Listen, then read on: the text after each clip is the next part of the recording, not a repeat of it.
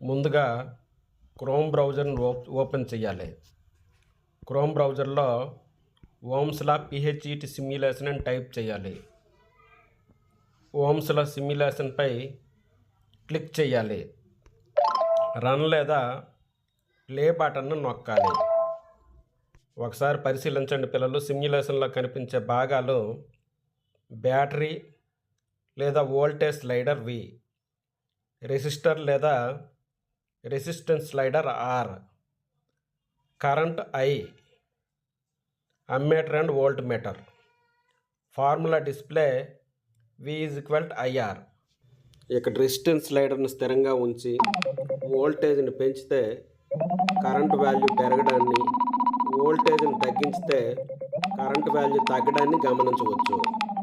ఇక్కడ వోల్టేజ్ని స్థిరంగా ఉంచి నిరోధం యొక్క విలువను పెంచితే విద్యుత్ ప్రవాహం విలువ తగ్గడాన్ని మనం గమనించవచ్చు. నిరోధం విలువ తగ్గిస్తే విద్యుత్ ప్రవాహం యొక్క విలువ పెరగడాన్ని మనం గమనించవచ్చు. అగైన్ ఒకసారి అబ్జర్వ్ చేయండి. నిరోధాన్ని పెంచితే విద్యుత్ ప్రవాహం విలువ తగ్గుతుంది. నిరోధాన్ని తగ్గిస్తే విద్యుత్ ప్రవాహం విలువ పెరుగుతుంది.